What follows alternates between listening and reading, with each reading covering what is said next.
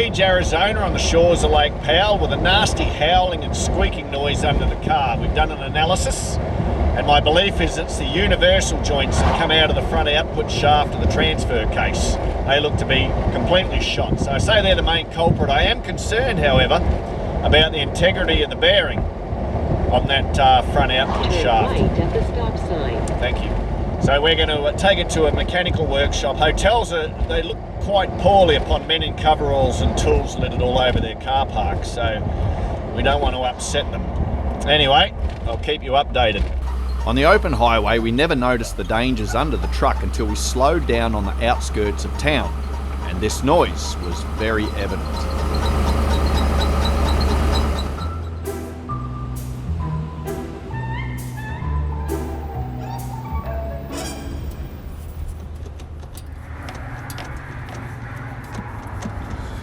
Yeah, so the ones up the front there, you can feel a little bit of slop. So my hope is that that's the only problem, and that just in there is a bearing and there's a little bit of movement. So, but I am hoping that that's okay. If it's just the universal joints, that's a cheap and easy fix.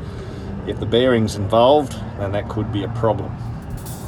Although there were some hurdles to overcome, the repair shop actually sourced the correct sized uni joints locally and had the disco repaired by the end of the day.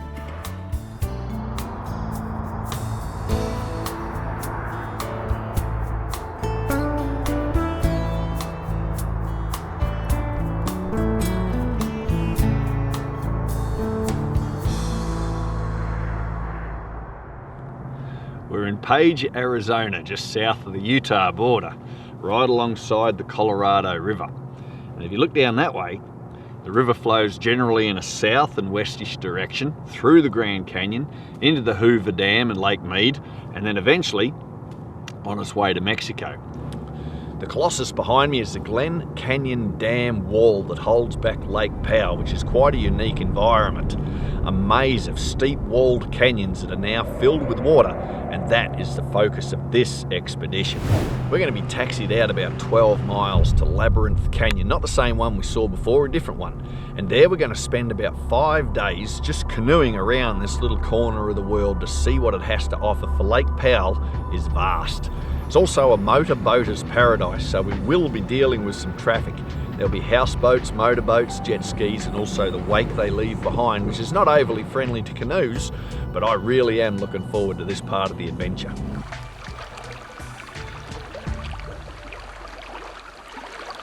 With the boat loaded and Krikkit at the helm, the Disco makes its way up the very long boat ramp to the car park, where it will stay for the duration of our voyage. Well, we've packed our canoe. We're waiting for the captain. This is going to be our introduction to Lake Powell, and already I am impressed. The water is crystal clear. I'm seeing fish.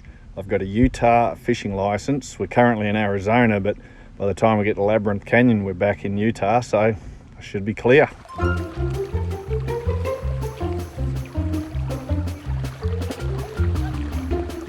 You might be wondering why Mr. Foreman's running so fast up the boat ramp. Somebody forgot his fishing equipment. We'd mock packed the canoe to make sure that we had everything. Now it needs to be transferred to the taxi.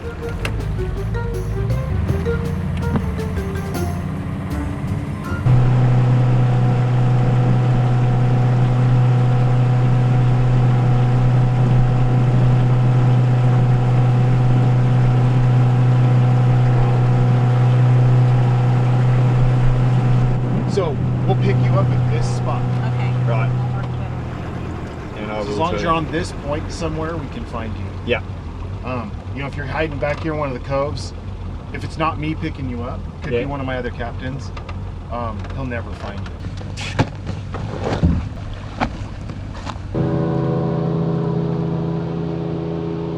The captain who dropped us off said he's going to pick us up in this area in 6 days at 1 o'clock. So I think it's quite prudent that we GPS this point, so we know where we're coming back to. Because I think it could easily all look the same out here.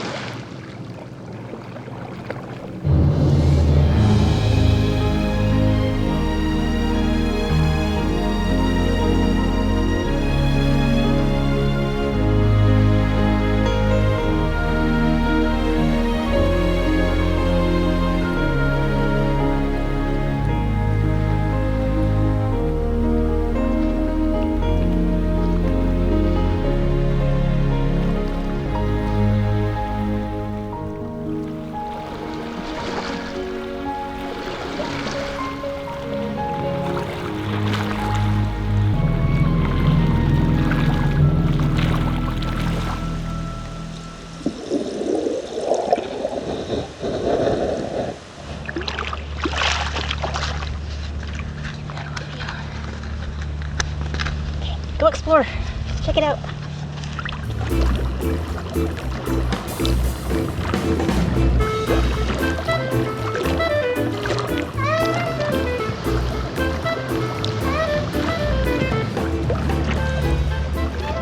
Yeah, this looks like a really good one.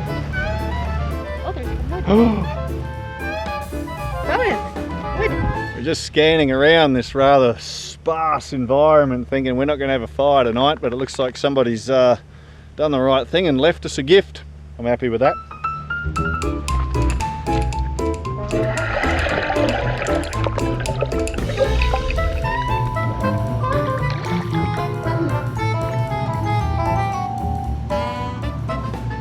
Me and the little dog are gearing up for fishing. Not far from here, at the start of Labyrinth Canyon, just over the ridge, I saw a shelf. There was some shad. Well, I assume there's shad, small fish, but if I say shad, it sounds like I know what I'm talking about. And lurking around on the edges of the drop-off was some chunky bass looking like fish. So we're going to start out with a white woolly bugger. That's my first line of attack. See how that goes.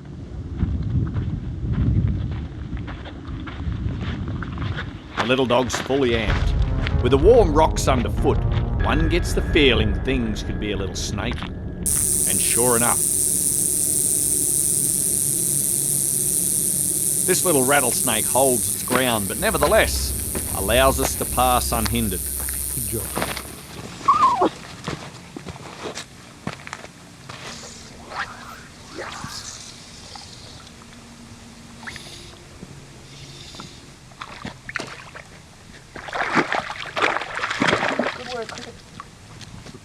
It's a baby striper. I'm guessing that's almost like 3 pounds. Actually, if we hold it closer to the camera, 3.5 pounds. Oh.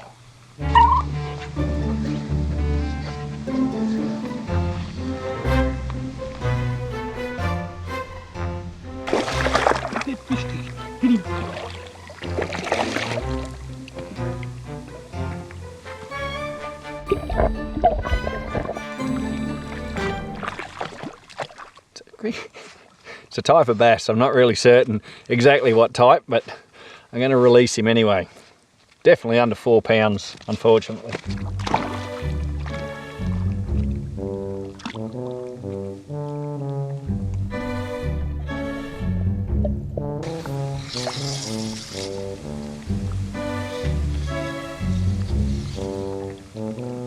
Get him, get that fish. Get him.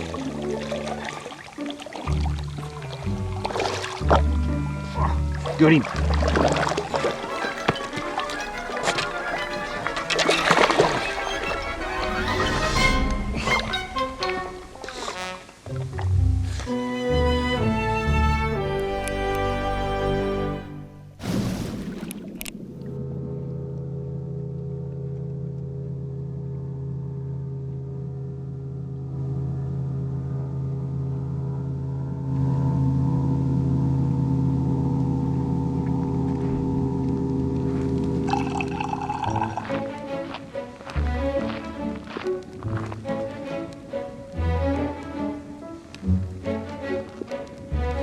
Cricket. Hey.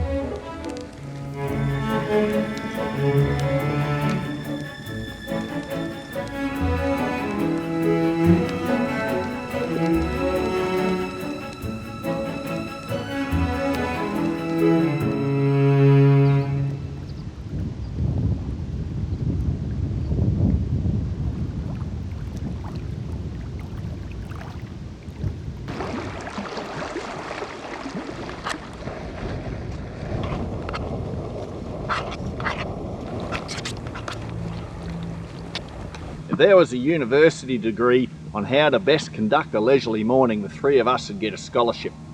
We're about to explore our second labyrinth canyon, and it's going to be in that direction. It looks like it narrows down as the crow flies about 2 miles away, and the term labyrinth indicates a little wonky, so we could add a little bit more distance just for that.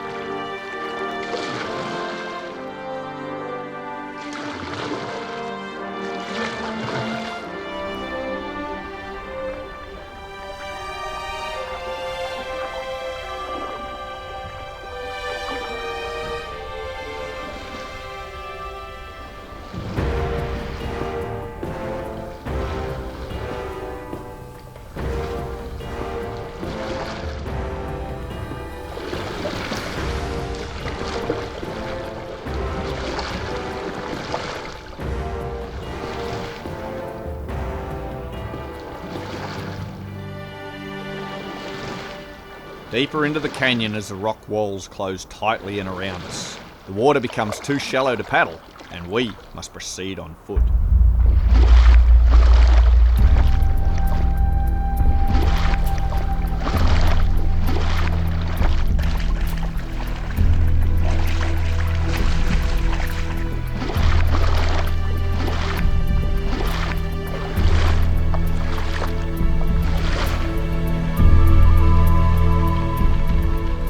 We're venturing into a narrow slot canyon, and eventually the water gives way to a dry, sandy floor. A new experience for Krikkit.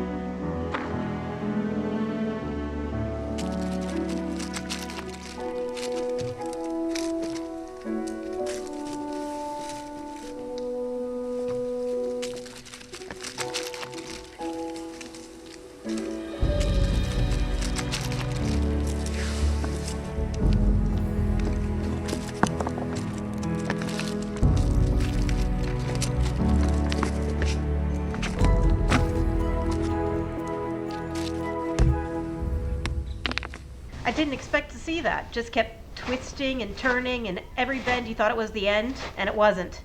Not that I'm complaining, but this is cool. This is definitely the end.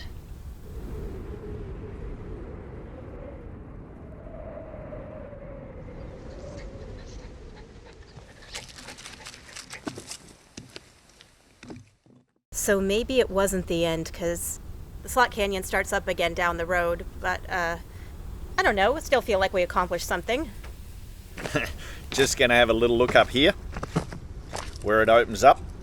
Then we'll call that a day unless it's really exciting.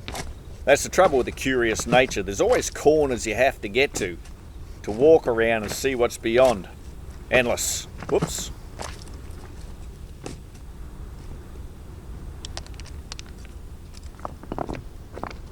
Petroglyph of concentric circles up there on the rock wall, but actually looks quite old. The reason I'm saying that is because there's some oxidization over top which has sort of dirtied it up a little bit, and that happens over a very long time, so I think that one's the real thing. In contrast,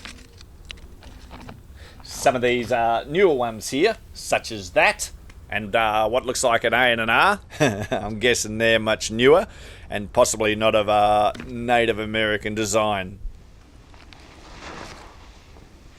So this looks like that ochre or iron-based clay called hematite that native peoples used to use for ceremonial purposes, body paint, and even rock art.